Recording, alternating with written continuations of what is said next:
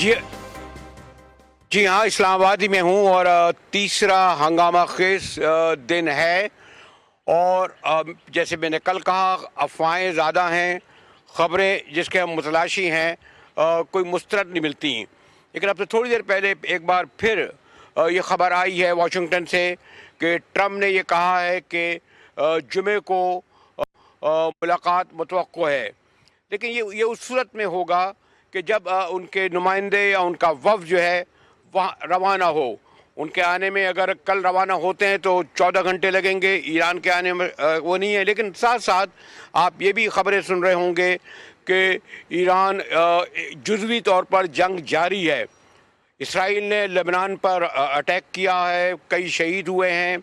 Iran ने 2 जहाज़ पकड़े हैं अमेरिका ने इस तरह अटैक किया है।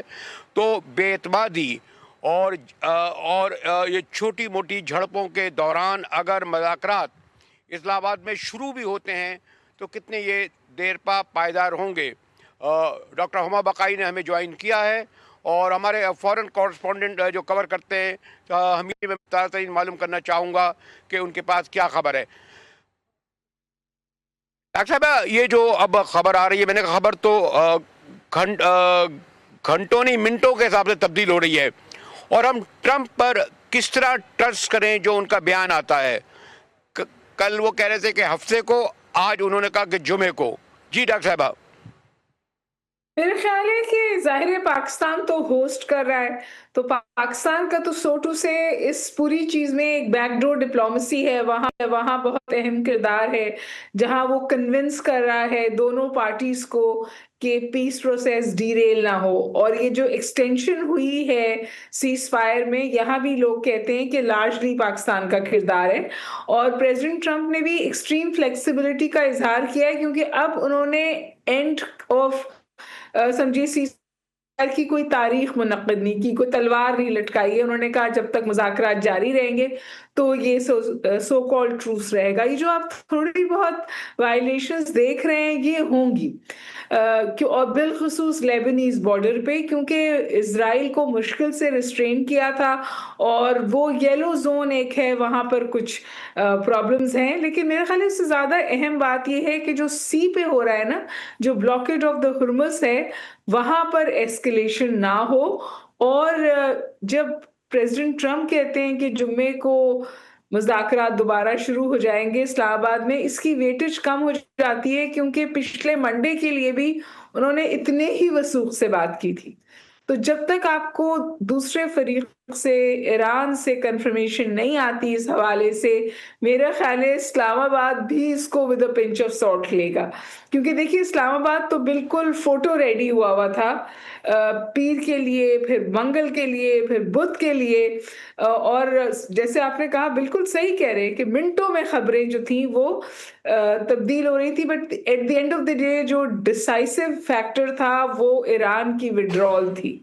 तो मेरा ख्याल है अभी भी डिसाइसिव फैक्टर वो होगा जब ईरान से ये बात आएगी बिल्कुल वाज़े तौर पर कि वो आ रहे हैं।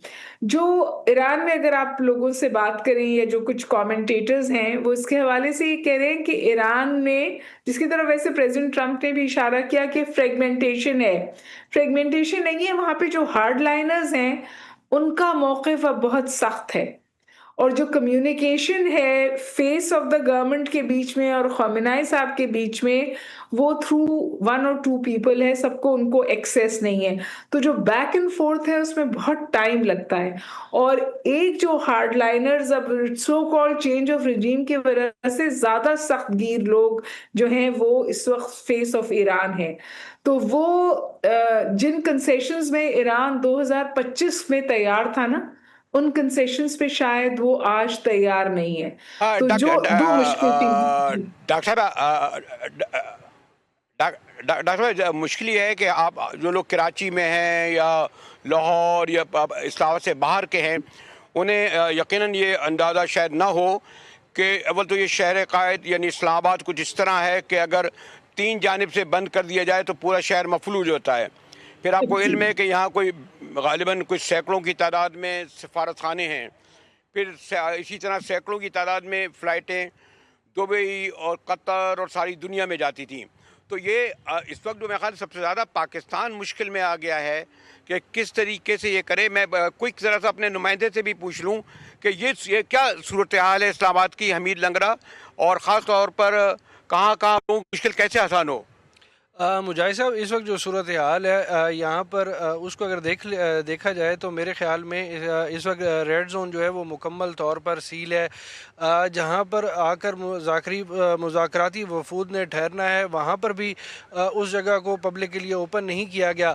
अगले 36 से 72 घंटे के हवाले से बैनुल-अक़वामी ख़बर रसा इदारे जो है वो ये दावा कर रहे हैं। लेकिन मैं आपको ये बताऊँ कि आज की जो मीटिंग्स हुई हैं, जो मुलाकातें हुई हैं, इसहाक डार साहब की जो है वो बरतानवी हाई कमिश्नर के साथ मुलाकात हुई है और वज़ीर-ए-आज़म शहबाज शरीफ की ईरानी सफ़ीर के साथ मुलाकात हुई है, और उसके बाद ईरान की वज़ारत ख़ारजा के जो तर्जुमान हैं उन्होंने जो बात की है उससे लगता ये है कि पस पर्दा मुज़ाकरात जो हैं वो चल रहे हैं और अगले 72 घंटों के अंदर जो है वो दोबारा इस्लामाबाद में मुज़ाकरात की नशिस्त जो है उसका कवी इम्कान है। लेकिन सूरत हाल इस्लामाबाद में जिस तरीके से रेड जोन 1, लेयर 1 और लेयर 2 को सील रखा गया है उससे भी लगता है ये मकामी। ठीक है हमीद लग रहा। और डॉक्टर साहब, आप तो कल इस्लामाबाद आती रही हैं, आपको इल्म है कि रेड जोन ये है कि यहाँ पार्लियामेंट अरकान असम्बली आ जा नहीं सकते, सुप्रीम कोर्ट बंद है, इधर ऐवान सदर, ऐवान वज़ीर आज़म, इस्लामाबाद सेक्रेटरीट, फिर दाएं हाथ को जो सिफारत खाने हैं उनके रास्ते, और इनमें ये सब मिला के हज़ारों लोग होंगे जो इनकी आमद-ओ-रफ्त होती होगी, और फिर जो बाकी एरिया। तो ये जो मैंने कहा कि एक हफ्ते से शहर कायद मुक़य्यद है इस टॉक के हवाले से, और अभी भी गैर यकीनी सूरत हाल है। एक तो बात ये तो मैं अपने चाह रहा था उन्हें इल्म हो कि किस तरह हमें, और उसके बावजूद भी ख़बर नहीं मिल रही, अफवाह मिल रही है। और मैंने जो आपसे पहले ये कहा था कि मेरा तो ये ख्याल है डॉक्टर साहिबा, बल्कि आपसे क्योंकि आपकी गहरी नज़र है, ईरान हमें ज़्यादा रिलैक्स नज़र आ रहा है, कॉन्फिडेंट नज़र आ रहा है, उसे मुज़ाकरात की जल्दी नहीं है। जो बयान उन्होंने दिया था 24 घंटे पहले उस पर ही वो रुके हुए हैं। जो आपने इस्लामाबाद की बात की वो आप बजा कह रहे हैं, बहुत सारे लोगों को तकलीफ का सामना है, लेकिन अगर दोबारा जंग की तरफ चली गई सूरत हाल तो पूरी दुनिया रुक जाएगी, पूरी पूरी दुनिया की मईशत रुक जाएगी। ये मैं नहीं कह रही, ये आईएमएफ की प्रेडिक्शन है जो कह रहे हैं कि ग्लोबल रिसेशन में दुनिया जाएगी। इंडिया की रिपोर्ट है कि ऑलरेडी 40% लोग बिलो पॉवर्टी लाइन चले गए हैं। सो इंडिया, आप सोचिए कितनी बड़ी मईशत है। तो इस तौर ये जंग इम्पैक्ट करेगी, और एनर्जी की जो रोक है ये इसकी टॉप लेयर है। आखिर में जाके जो हिट करेगा वो फूड सिक्योरिटी है, यानी अल्लाह माफ करे मुजाहिद साहब, घर घर भूख होगी अगर ये जंग नहीं रुकी। जो मिडल ईस्टर्न इकोनॉमीज हैं उनकी इकोनॉमीज को जो ऑलरेडी प्रोटेक्शन है वो 70% नीचे चली गई है। तो मुझे इस्लामाबाद का भी बहुत दुख है, लेकिन जो किरदार पाकिस्तान अदा कर रहा है, और अगर इसमें कामयाब हो जाता है, और 3 दफा कामयाब हुआ है, उसने जंग रुकवाई, पहला ट्रूस हुआ, सेकंड ट्रूस हुआ, और अब फिर वो बहुत फाल किरदार अदा कर रहा है कि डीरेल ना हो पीस प्रोसेस, ताकि दुनिया की मईशत डीरेल ना लेकिन हो। तो डॉक्टर साहिबा, लेकिन डॉक्टर साहिबा, उठा लीजिए जी।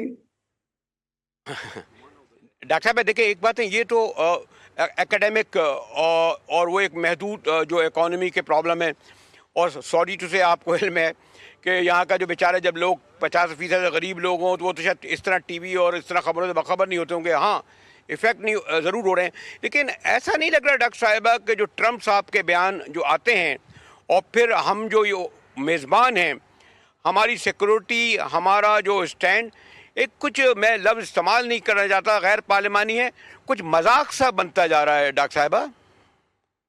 मजाक हमने तो नहीं बनाया, मजाक तो अमेरिका ने बनाया। पाकिस्तान तो फिर भी इंतहाई सियासी तदब्बर के साथ, इंतहाई सियासी तदब्बर के साथ कोई ऐसा स्टेटमेंट नहीं देता, कोई ऐसी बात नहीं करता कि वो जो बहुत कॉम्प्लेक्स डिप्लोमेटिक फुटवर्क है वो डिस्टर्ब हो। कि ना तेहरान डिस्टर्ब हो, ना वॉशिंगटन डिस्टर्ब हो, ना बीजिंग डिस्टर्ब हो, ना गल्फ स्टेट्स डिस्टर्ब हो। तो मैं तो समझती हूँ कि और बहुत सारे लोग मुझसे कहते हैं कि आजकल आप हुकूमत की बड़ी तारीफ करी, बट मुझे लगता है भाई थोड़ा जहां पे ड्यू है वहां बात कर देनी चाहिए। जो जो क्रिटिकल बात है वो इस पूरे उसमें जो आपने पहला सवाल पूछा था और वो बात पूरी नहीं हुई, वो ये है कि क्या ईरान के पास वक्त की लग्जरी है और अमेरिका के पास टाइम की लग्जरी नहीं है। ये बात ज्यादा अहम है। ईरान किसी जल्दी में नहीं है, क्योंकि ईरान को आइंदा ये मौका नहीं मिलना।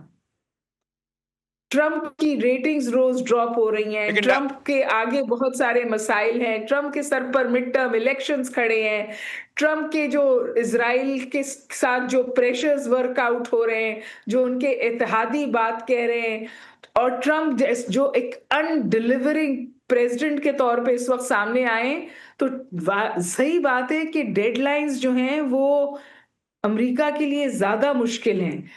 ईरान तो इन सम वेज आप देखें तो वो ये स्पेस एंजॉय कर रहा है, उसको प्रोमिनेंस मिली हुई है, उसको एमिनेंस मिली हुई है, दुनिया उसकी बात सुन रही है। डॉक्टर मलिक एक और और बात है वो बस ये मैं जुमला कहने दीजिए, वो अपना वो कन्विंस्ड है कि वो अपनी मर्जी की चीज इस मेज से लेके उठेगा।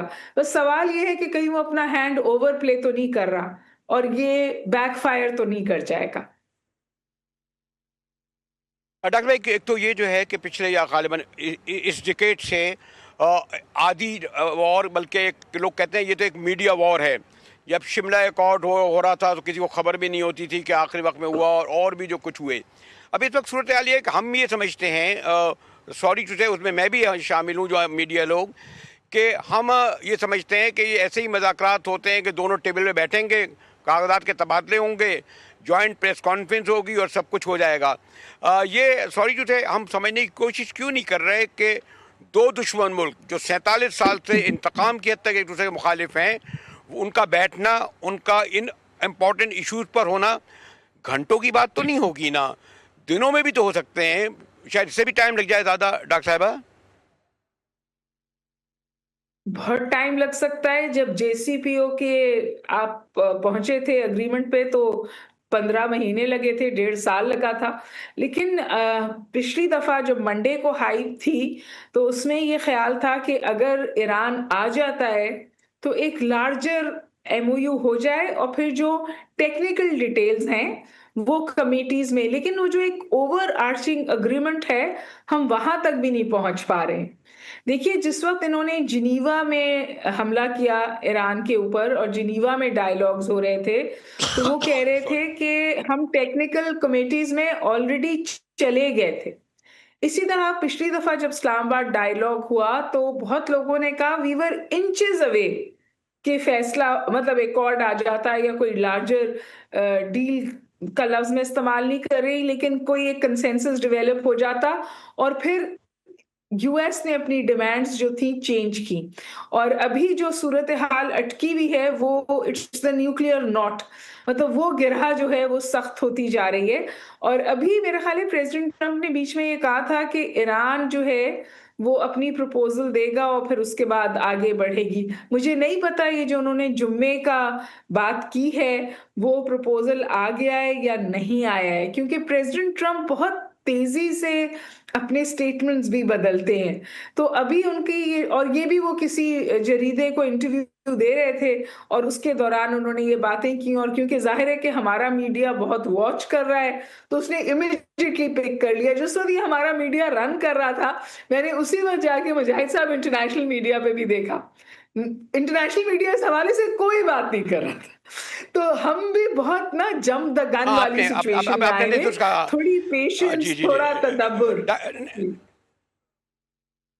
डॉक्टर एक लास्ट एंड कंक्लूडिंग क्वेश्चन ये कि पहले जो हमने वॉर देखी या लीडरशिप देखी, चाहे इंदिरा गांधी या भुट्टो बैठे हों या उधर निक्सन और वियतनाम में हो या और में, उसमें बहरहाल जो प्रेसिडेंट होते थे वो स्टेट्समैन होते थे।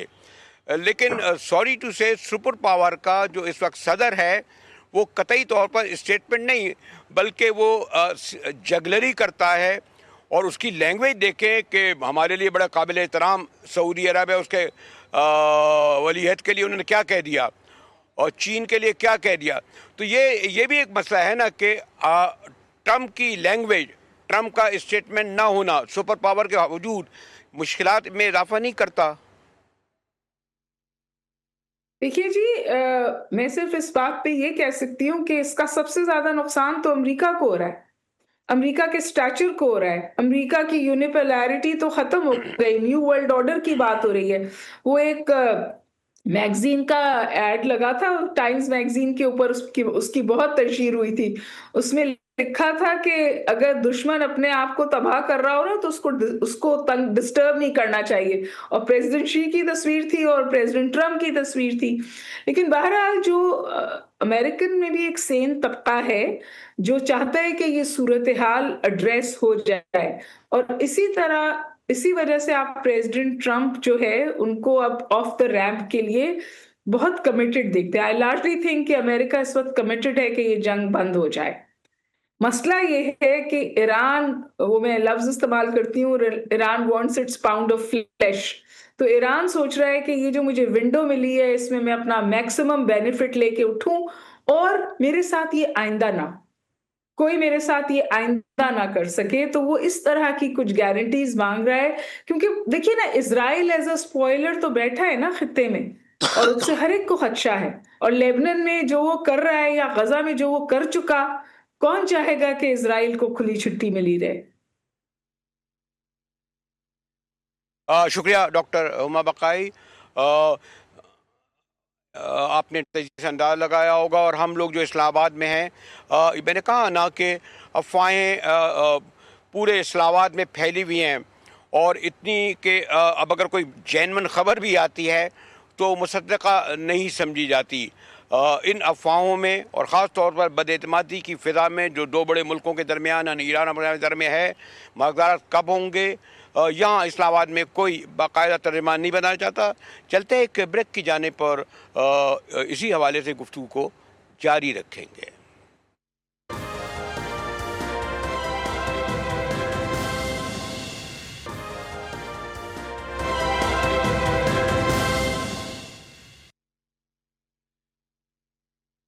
इस्लामाबाद में हूँ और आपको मैंने जैसे कहा कि यहाँ ख़बरें कम, अफवाहें ज़्यादा हैं। मैं चलता हूँ वाशिंगटन, यहाँ बड़े senior seasoned journalist Anwar Iqbal हैं और साबिक सफ़ीर जावेद मलिक साहब हम होंगे। जी अनवर, ये बताइए कि अभी जो यहाँ ख़बरें पहुँची हैं, बल्कि मैंने पहले भी कह रहा था कि ख़बरों से ज़्यादा अफवाहें आती हैं, यहाँ कोई स्पोक पर्सन नहीं होता। जबकि मैं देख रहा था कि आपके अमेरिका में कल भी जो ट्रम्प की सेक्रेटरी हैं वो उन्होंने 1 घंटे ब्रीफिंग दी, हर सवाल का जवाब दिया। अब ये ताज़ा तरीन खबर आई है कि ट्रम्प ने कहा है कि मुमकिना तौर पर फ्राइडे को मुज़ाकरात होने जा रहे हैं। तो इसके बारे में आप क्या कहेंगे? क्योंकि तो अगर अमेरिका से वफ़द चलता है तो 14 घंटे वो लेगा, कब होगा? जी अनवर। देखिए, इस पे मैं प्रिडिक्शन करना इसलिए नहीं चाहूँगा कि आपको पता बिल्कुल ऐसा मुमकिन है और बिल्कुल फ्राइडे को आ भी सकता है वक़्त।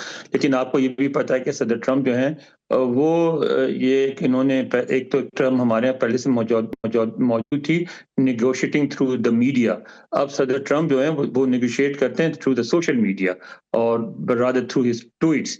तो लोग ये समझते हैं कि वो कह के और वो मुकर के, वो कह के मुकरते नहीं हैं, कह के वो फीलर होता है उनका, वो देखते हैं और उसके मुताबिक फिर वो रिएक्ट करते हैं। तो ये हो सकता है कि बिल्कुल वक़्त फ्राइडे को पहुंच जाए और ये एक नया फीलर भी हो सकता है। तो उसके लिए हमेशा बेहतर ये होगा कि हम वेट एंड सी, जिस तरह से ट्रम्प एडमिनिस्ट्रेशन कर रही है हम भी करें। जो डोमिनेंट फीलिंग है वाशिंगटन में, गलत है या सही है, वो ये है कि यहाँ ये समझा जाता है कि जो ईरानी क़यादत जो है वो डिवाइडेड है। एक तरफ पासदाराना इनकलाब और दूसरे लोग हैं जो तसादुम को कंटिन्यू रखना चाहते हैं, मज़ीद जंग के लिए तैयार हैं, और दूसरी तरफ पॉलिटिकल क़यादत है और कुछ सीनियर लोग हैं जो सुलह को परसू करना चाहते हैं। तो ऐसी सूरत हाल में वाशिंगटन में ये समझा जाता है कि अमेरिका के लिए बेहतर होगा कि 2-4 दिन वेट कर ले, चीज़ों को क्लियर होने दे और उसके बाद अगला मूव करे। ठीक है अनवर अनवर आप मेरे साथ जावेद मलिक साहब लंदन में हैं। जी मलिक साहब पहले तो जी थैंक यू आपने हमें ज्वाइन किया। बल्कि कल एक हमारे बड़े एडमिरल चिश्ती ये कहने लगे कि जब टाइमिंग का मसला था तो ये उन्होंने कहा कि उनके वाइस प्रेसिडेंट अमेरिका के वेनिस जो हैं वो यूरोप आ गए हैं कि अगर मुज़ाकरात हों तो 6-8 घंटे पहुंच जाएं, लेकिन ये खबर कंफर्म नहीं हो रही। और लेकिन मैं जी जी बुनियादी सवाल आपसे ये करना चाह रहा था, माशाल्लाह आप सिफातकार रहे हैं। मसला ये है कि जिन जिन आपने हेड ऑफ द स्टेट को देखा है वो स्टेटमेंट होते थे, उनके एक एक लफ्ज़ पे ट्रस्ट किया जाता था। जो अनवर इकबाल कह रहे थे कि बदकिस्मती से या खुशकिस्मती कह लें, ट्रंप पे ट्रस्ट नहीं किया जा सकता। आपको क्या इत्तलात हैं यहाँ पर लंदन में हब ऑफ मीडिया है आल्सो मलिक साहब? जी जी बिल्कुल बड़े साहब, सबसे पहले आपको भी और अनवर साहब को भी अस्सलाम वालेकुम। सफीर बनने से पहले मेरा भी ताल्लुक मीडिया से था, तो मेरे जो दोस्त हैं आपकी तरह वो मीडिया के हर तरफ हैं। मैं लंदन में भी, वॉशिंगटन में भी, इस्लामाबाद में भी, तो उनसे मेरा राब्ता रहता है, जैसे आपसे भी रहेगा इंशाल्लाह।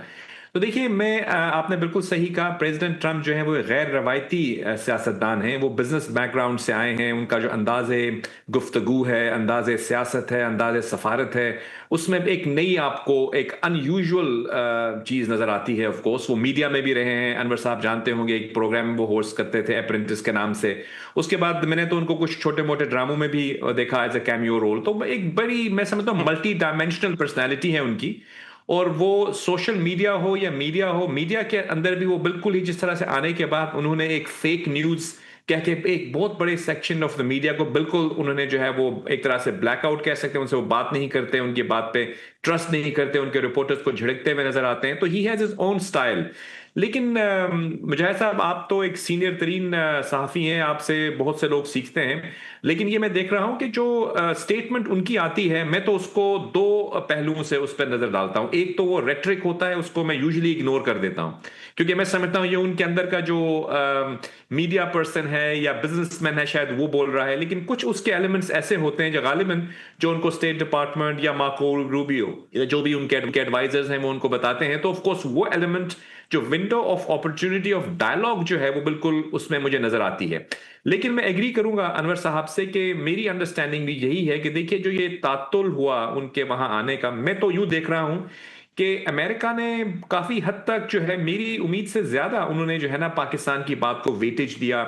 हमारे फील्ड मार्शल की बात को हमेशा वो अप्रिशिएट करते हैं, पब्लिकली उनको अप्रिशिएट करते हैं, प्राइम मिनिस्टर को करते हैं। और आपको याद होगा कि पहले भी जब जेडी वैंस का इस्लामाबाद आना था, वो मेरी नजर में एक बहुत बड़ी डेवलपमेंट थी, क्योंकि वो एक 15 घंटे की फ्लाइट लेकर इस्लामाबाद आए, 20 घंटे मुज़ाकरात करते रहे। और अभी दोबारा भी जब ये कहा गया ईरान की तरफ लेकिन से, मलिक साहब जितना आना, मलिक साहब सॉरी टू इंटरप्ट यू, जितना उनका आना ब्रेक थ्रू था, उतने इसी तरह उनके जाने पर भी बड़ी मायूसी हुई, क्योंकि 21 घंटे का क़याम किया, 12 मरतबा उन्होंने अपने प्रेसिडेंट से रब्ता किया, पूरी दुनिया को और ख़ासतौर पर हमारा जो इस्लामाबाद है वो मफलूज है। तो ये जो अब अगर सेकंड राउंड होता है, क्विक आपसे पूछूं फिर मैं अनवर की तरफ आऊँगा, अगर अब भी सेटबैक हुआ तो इसका ज़्यादा नुकसान नहीं होगा? जी ब्रेडी साहब, इसमें मैं बताऊं आपको कि गोके ये आपने सही कहा कि एक तरह से एक्सपेक्टेशंस हमारे मीडिया की बहुत बढ़ गई थी। हमने एक बहुत बड़ा वहां पे मीडिया का सेटअप भी बनवाया था, तो एक्सपेक्टेशन ज्यादा थी। लेकिन देखिए, अगर संजीदगी से देखा जाए तो एक 50 साल से ज्यादा पुराना एक पेचीदा डिप्लोमेटिक मसला था, उसको एक सेशन में हल होता हुआ तो मैं देख नहीं रहा था। मैं समझ रहा था कि उनकी जो स्टेटमेंट जेडी वैंस ने दी जाते हुए, तो उन्होंने ये कहा कि we have made substantive progress yet we could not reach an understanding. तो जो सब्सटेंटिव प्रोग्रेस थी वो जरूर हुई थी। अभी भी जब ये कहा गया कि ईरान की तरफ से कि जेडी वैंस का आना जरूरी है, तो उन्होंने फिर दोबारा से विलिंगनेस का इजहार किया और वो आने के लिए तैयार भी थे। लेकिन मैं किसी हद तक डिसअपॉइंट हुआ हूं कि ईरान के साथ इतनी एफर्ट रही, हमारे फील्ड मार्शल साहब 1-2 दिन वहां पे जाके क्याम भी किया, उनको कन्विंस करने की कोशिश भी की, लेकिन उन्होंने कहा कि हम नहीं आएंगे। तो मैं उम्मीद करता हूं कि वो इस पर नजर आसानी करेंगे। और मैं कहना चाह रहा था पहले कि अनवर भाई से मैं एग्री करूंगा, मेरी भी अंडरस्टैंडिंग यही है कि ईरान के जो पावर स्ट्रक्चर है, इंटरनल कॉम्पोजिशन, उसके अंदर मुख्तलिफ जो है वो एक आप ये समझते हैं कि सेंटर्स ऑफ पावर हैं। एक तो वो गवर्नमेंट है, जो लोग मज़ाकरात के लिए आते हैं, जैसे स्पीकर ऑफ पार्लियामेंट हैं या उनके कोई प्रेसिडेंट साहब हैं या फॉरेन मिनिस्टर। लेकिन असल में जो पावर है वो रेस्ट करती है आईआरजीसी के पास। और आईआरजीसी के अंदर यानी जरा सा हार्ड लाइन अप्रोच ठीक है वहां पे। तो इसकी वजह से है। जो ये डिले हुआ है, इसकी वजह ये अ, है कि मुझे अ, ये मेरी इंफॉर्मेशन है कि जो इनके स्पीकर ऑफ पार्लियामेंट है, वो भी आपको याद होगा पहले मेयर भी रहे हैं तेहरान के, उससे पहले वो भी आईआरजीसी में थे। तो वहां पे जो उनके लोग हैं जो हार्ड लाइन दे रहे हैं, उनको वो कन्विंस करने में उनको गालिबन वक्त लग रहा है इस डायलॉग की तरफ आने का। तो मैं उसको अ, मुस्बत देखता हूं कि हो ठीक सकता है वो है। लोग कन्विंस कर मलिक पाएंगे, अनवर, ताकि जब जो मुज़ाकरात हों तो उसमें कुछ जावेद मलिक नतीजा साहब निकल ने सके। एक बहुत अहम बात पॉइंट आउट की है कि ट्रम्प जो है वो तो वन मैन है ना, वन मैन शो है, जबकि ईरानी जो लीडरशिप यहाँ गुफ्तगू करने आती है उन पर बहुत बड़ा प्रेशर है। उनके आयतुल्लाह की शहादत हुई, उनकी फैमिली की शहादत हुई, 4,000 शहादतें हुई, 40,000 घर तबाह हुए, और अभी भी वो सिलसिला जारी है। तो ईरान की जो लीडरशिप है और गालिबन सेकंड लीडरशिप होगी, उन पर बहुत प्रेशर नहीं होगा, क्योंकि उन्हें जवाब दे आवाम से भी होना पड़ेगा। वहाँ कोई अब वो वाला मामला नहीं रहा है कि एब्सोल्यूट पावर जो आयतुल्लाह खामने या आयतुल्लाह खुमैनी के पास थी। आपकी जी बात जी। दुरुस्त है, बिल्कुल जाहिर है कि इस वक्त ईरान जो है में ईरान पे अटैक हुआ है, बॉम्बिंग हुई है मुसलसल 40 रोज तक। उनकी दो जो रैंक्स हैं लीडरशिप की, फर्स्ट और सेकंड, वो दोनों एलिमिनेट हो गई हैं। ऐसी सूरत हाल में उनके लिए किसी भी फैसले पे पहुंचना, आपने आपको याद होगा जब नायब सदर, अमेरिकी नायब सदर जब आए थे, तो उनसे बाद में यहाँ वॉशिंगटन आने के बाद पूछा गया कि क्यों आप लोग वापस आ गए, तो उन्होंने कहा कि हमें गुफ्तगू के दौरान ये एहसास हुआ कि वो जो डेलीगेशन है वो खुद फैसले नहीं ले सकता, उसको तेहरान जाके कंसल्टेशन करनी है, फिर वो फैसले लेंगे, इसलिए हमने इसको डिसकंटिन्यू कर दिया। और एक बात और जो यहाँ मीडिया में आई थी, पाकिस्तान में उसका जिक्र नहीं हुआ ज़्यादा, वो ये था कि मसलन ईरानी जो डेलीगेशन था वो तेहरान लोगों से ज़्यादा बात भी नहीं करता था, इसलिए कि उनको ये खौफ था कि अगर हम उनको फ़ोन कॉल करेंगे तो इसराइल उनको ट्रेस कर लेंगे और इसराइल उन पे अटैक कर सकता है, उनको एलिमिनेट करने की कोशिश कर सकता है। तो ऐसे में ज़ाहिर है वो इस पोज़ीशन में नहीं थे कि कंसल्टेशन के बगैर कोई फैसला कर सकें। अलबत्ता सदर ट्रम्प जो है, ठीक सदर ट्रम्प की एक बात आप है। Sorry Anwar, as you know you are also media man, time is very important. साबिक सफ़ी जावेद मलिक ने वाशिंगटन से अनवर इकबाल ने ज्वाइन किया था, और चलते हैं एक ब्रेक की जानिब। और हमारे नुमाइंदे जो फॉरेन ऑफिस को कवर करते हैं, ब्रेकिंग नहीं लेकिन उनके पास न्यूज़ ज़रूर है जिस पर उन पर गुफ्तगू करेंगे। हमारे साथ रहिएगा।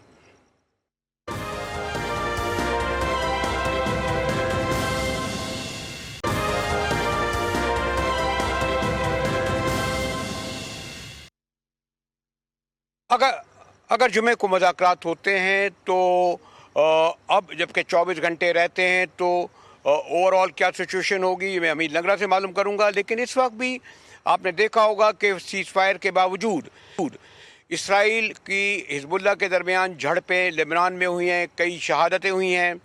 ईरान ने 2 जहाज़ जो तरह हुज़र से रहते उन्हें कब्ज़े में लिया हुआ है।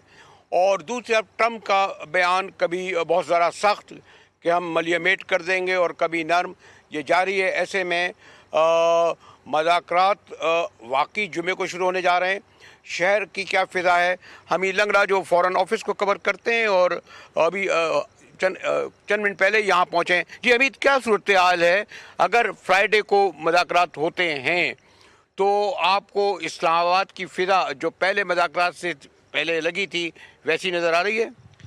मुझे साहब देखें, जुम्मे के दिन मुज़ाकरात के हवाले से कहना अभी कुछ कब्ज़ वक्त होगा। उसकी बुनियादी वजह यह है कि दोनों फ़रीक़ैन को आने में टाइम लगेगा। एक बात अमरीकी सदर से मंसूब करके की गई है, लेकिन वहाँ से आना, फिर सफ़र, फिर यहाँ पे बैठना और ईरान का आना, इसमें मेरे ख़्याल में जुम्मा तो नहीं कह सकते, लेकिन ये है कि जुम्मा और हफ्ते के दिन जो है कुछ एक्टिविटी हमें मुतवक्के तौर पर देखने में नज़र आ सकती है। लेकिन इस वक्त जो इस्लामाबाद की सूरत हाल है और जिस तरीके से इस्लामाबाद को सिक्योरिटी पॉइंट ऑफ व्यू से इंटैक्ट रखा गया है, उसको देखा जाए तो अगले मेरे ख़्याल में 36 से 72 घंटों के अंदर मुतवक्के तौर पर यह कहा जा सकता है कि यहाँ पर मुज़ाकरात के लिए अगर दोनों हमीद एक अहम बात यह है वक्का में, जैसे अगर मैं कंक्लूडिंग बात करूं कि ट्रंप के नुमाइंदे जो आएंगे उनके लिए किसी मुआहदे पर दस्तखत करना आसान होगा, लेकिन ईरान का अगर स्पीकर और फॉरेन मिनिस्टर आते हैं तो वो इस पोजीशन में नहीं होंगे कतई तौर पर कि वो बग़ैर तेहरान के पूरे मुकम्मल एतमाद के साथ, जबकि मीडिया भी बीच में इन्वॉल्व है कि वो दस्तखत करें। तो इसलिए ये बात भी ध्यान में रहे कि अगर जुमे को मुज़ाकरात होते हैं तो कतई ये तवक्को नहीं जाए कि हफ्ते को जाके दोनों फरीक जो है इस पर दस्तखत, अगर कोई तीसरा गारंटर हुआ तो क्या होगा।